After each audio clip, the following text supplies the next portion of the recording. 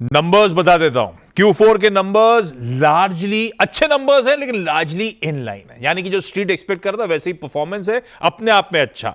आय में 13% का jump, EBITDA 20% बढ़ा, मार्जिन 80 बेसिस पॉइंट्स का इंप्रूवमेंट और मुनाफा 59% बढ़ता हुआ। और इनफैक्ट मार्जिन की पिक्चर देखिए, 3.76 पे आए, 13.76 पे आए, 13.7 के आसपास स्ट्रीट एस्टिमेट्स थे। तो नंबर्स अच्छे हैं, पर यही एक्सपेक्टेड स्ट्रीट में था भी। तो almost in line performance Apollo hospitals की तरफ से आता हुआ। बोर्ड ने और 1329 करोड़ रुपए के बेंगलुरु में केपेक्स को एक्सपेंशन प्लान को मंजूरी दी है। और कमेंट्री में डायग्नोस्टिक्स की गाइडेंस आई है कि हम FY26 में हाई टीन्स में, मिड टीन्स हो गया 15-16, तो हाई टीन्स हो गया 17-18-19, हाई टीन्स में ग्रो करेंगे। और FY26 में 200 से 300 बेसिस पॉइंट्स, यानी कि 2 से 3% मार्जिन में एक्सपेंशन एक्सपेक्टेड है। नंबर्स तो थम्स अप ही है, ये बात अलग है कि स्ट्रीट एक्सपेक्ट भी ऐसे ही कर रहा था। ब्रॉड बता देता हूं, एक लार्ज ट्रेड होने की पॉसिबिलिटी नीवा बोपा में होगी। अब वो देखते हैं, अनलाइकली सा लग रहा है, लेकिन फिर भी ब्लॉक विंडो से पहले ही चर्चा कर लेना बेहतर है। कंबाइंड 7.2% हिस्सेदारी बेचने की तैयारी। दो एंटिटीज होंगी, ट्रू नॉर्थ जो अपना 6.7% डाइल्यूट करने की तैयारी कर रहा है, बेचने की तैयारी कर रहा है, एक पी इन्वेस्टर। और दूसरा इस कंपनी के एमडी और सीईओ कृष्णन रामचंद्रन करीब ½ हिस्सा बेचने की तैयारी कर रहे हैं। तो 6.7 और ½ 7.2% स्टेक ऑन ऑफर है। टर्म शीट कहती है इंडिकेटिव ऑफर प्राइस है 82 रुपीज पर शेयर। 92 पे फ्राइडे को क्लोज हुआ था, यानी कि 11% का डिस्काउंट पे ये, अप टू 11% डिस्काउंट। इसलिए लग रहा है कि शायद ब्लॉक विंडो में ना हो रहा हो, ये कंटिन्यूस सेशन में हो रहा हो, लेकिन फिर भी एक लास्ट ट्रेड की पॉसिबिलिटी है। आज तैयारी हो रही है, ऐसा खबरें बता रही हैं। इसको अपन रडार पे रखेंगे। नीवा बूपा अच्छा, मेटल्स खासतौर पे स्टील और एल्यूमिनियम, और उसमें भी ग्लोबल एक्सपोजर ज्यादा जहां पे, उनको रडार पे रख लीजिए। मिसाल के तौर पे टाटा स्टील और हिंडाल्को। एक पेंसिल्वेनिया में इवेंट हुआ था यूएस स्टील प्लांट में फ्राइडे को, जिसमें यूएस के जो प्रेसिडेंट साहब हैं डोनाल्ड ट्रंप, उन्होंने वर्कर्स को एड्रेस करते हुए कहा कि मैं डबल कर रहा हूं स्टील और एल्यूमिनियम पे इंपोर्ट टैरिफ्स। मतलब 25% पे थे, बढ़ा के हम लोग 50% करेंगे। उसके बाद अपडेट्स आए कि ये 4 जून से एप्लीकेबल, यानी कि परसों वेडनेसडे से ये बढ़ी हुई टैरिफ्स यूएस की एप्लीकेबल हो रही हैं। अब इसका इंपैक्ट समझिए। हालांकि भारत के एक्सपोर्ट्स पे बहुत डायरेक्ट इंपैक्ट नहीं है, क्योंकि हम यूएस को बहुत मिनिस्क्यूल से डायरेक्ट एक्सपोर्ट करते हैं। मिसाल के तौर पे एक रिपोर्ट कहती है टाटा स्टील की लेस देन 0.1% डिलीवरीज कॉन्स्टिट्यूट करता है यूएस। तो ऐसा कुछ economic fallout Indian steel companies पर नजर नहीं आएगा आपको। हाँ, ये जरूर है कि कोई Tata steel, JSW steel, JSPL, SAIL, इनका जो यूएस मार्केट्स पे इनडायरेक्ट एक्सपोजर है इनके क्लाइंट्स के थ्रू, उस धंधे पे थोड़ा सा रिड्यूस एक्सपोर्ट रेवेन्यूज हो सकते हैं। पर ज्यादा इंपॉर्टेंट इनडायरेक्ट ग्लोबल इफेक्ट्स हैं सेंटिमेंट्स के, इसीलिए पॉकेट रडार पे रहेगी। क्योंकि कोल इंडिया ने लास्ट अपडेट यह आया है कि last week Bharat coking coal अपनी एक और सब्सिडरी के आईपीओ लाने के लिए डीआरएचपी दाखिल कर दिया है सेबी में, और इंटीमेट कर दिया एनएसई और बीएसई को, जिसमें कोल इंडिया करीब 46-47 crore shares offer for sale के जरिए बेचने की तैयारी कर रहा है।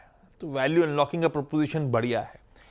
लेकिन अनदर सब्सिडी जब मैंने कहा, तो इवेंचुअली अगर ऐसा कर रही है कोल इंडिया कि अपने आर्म्स को वैल्यू अनलॉक करने के लिए आईपीओ ला रही है, तो इवेंचुअली होगा क्या, कोल इंडिया एक होल्डिंग कंपनी बन जाएगी और होल्डिंग कंपनी का डिस्काउंट सरदर्द बनेगा। पर वो इवेंचुअल कहानी है। इस समय वैल्यू अनलॉकिंग का प्रपोजिशन बढ़िया है, इसीलिए कोल इंडिया अपने रडार पे रखिएगा। माइनस क्विकली नंबर्स आने थे, चारों बाजार बंद होने के बाद आए। नायका, एफएसएन, ई कॉमर्स वेंचर्स अच्छे नंबर्स। फ्राइडे को खैर एमएससीआई के रीजेक्ट का एडजस्टमेंट प्ले आउट हो रहा था, इसलिए वोलेटाइल बहुत था। आय 24% बढ़ी, इबिटा में 43% का जंप, मार्जिन 5.6 से बढ़ के 6.5% पे पहुंचते हुए, और मुनाफा 7 करोड़ से बढ़ के 20 करोड़ पहुंचा। हाईलाइट है मार्जिन में लगातार एक्सपेंशन कंटिन्यू करता हुआ नायका।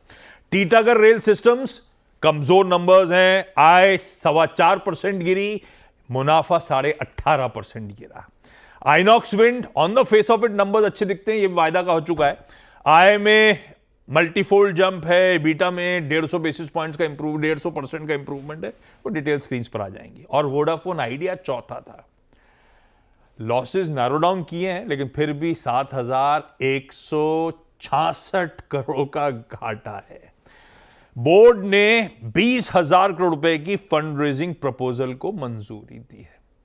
कैसे जुटाएगा, कहां से आएंगे, वो अलग कहानी, लेकिन ये सारे चारों वायदा के नंबर्स रडार पे रहेंगे। इनमें से कुछ पे रिपोर्ट्स हैं।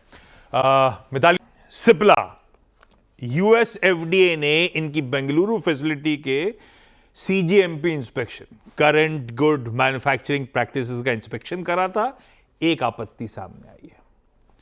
एलेंबिक फार्मा का ऐसे ही एक यूएस एफडीए का इंस्पेक्शन हुआ था इनकी गुजरात यूनिट में, 4 आपत्तियां सामने आई हैं। हालांकि ये कह रहे हैं कि डेटा इंटेग्रिटी का इशू नहीं है, लेकिन फिर भी प्लांट के कुछ कंसर्न सामने आते हुए। जाइडस लाइफ साइंसेज, जो रचना जी का आज का टॉप कॉल था, सुबह सुबह अपडेट आया कि रिवाक्सिमीन इनकी एक टैबलेट है जो डायरिया या बाउल सिंड्रोम्स को, इरिटेटेबल बाउल सिंड्रोम्स को ट्रीट करने के लिए इस्तेमाल करी जाती है, उसको यूएसएफडी से मंजूरी मिली। हाईलाइट ये है कि ये दवा का यूएस में एनुअल सेल्स है 2600-2700 मिलियन डॉलर्स का, इसीलिए जाइडस आज एक्शन में रहेगा। कुछ डायग्नोस्टिक कंपनीज रडार पे रखिएगा, doctor Reddy's, metropolis, Thyrocare. Weekend के अपडेट्स कहते हैं कि कोविड केसेस और स्पाइक करे, केरला और महाराष्ट्र वर्स्ट हिट है। सेंटर की नजरें हैं, सेंटर यानी कि यूनियन हेल्थ मिनिस्ट्री ने कुछ की स्टेट्स और यूटीसी यूनियन टेरिटरीज से एक्शन रिपोर्ट सबमिट करने को कहा है जून 2 यानी कि आज।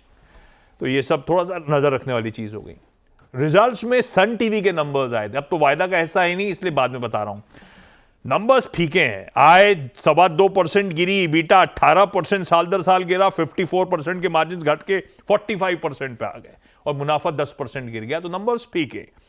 नंबर्स अच्छे हैं एस्ट्राजेनेका फार्मा के, आय 25% बढ़ी, इबीटा में 75% का jump, margin almost 500 basis points improve होते हुए और इसलिए मुनाफा 50% बढ़ा।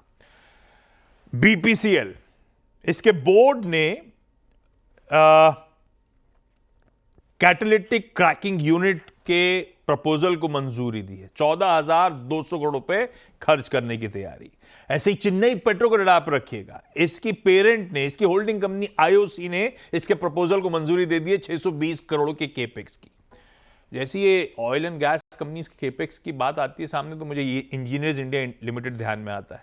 बढ़िया रिजल्ट्स थे, मैनेजमेंट कॉन्फिडेंट था सीएनडी सेवास के उस एक्सक्लूसिव इंटरव्यू में। अगर ये ओएमसी केपेक्स कर रही हैं, oil and gas companies capex कर रही हैं, तो ईआईएल रडार पे आ जाएगा।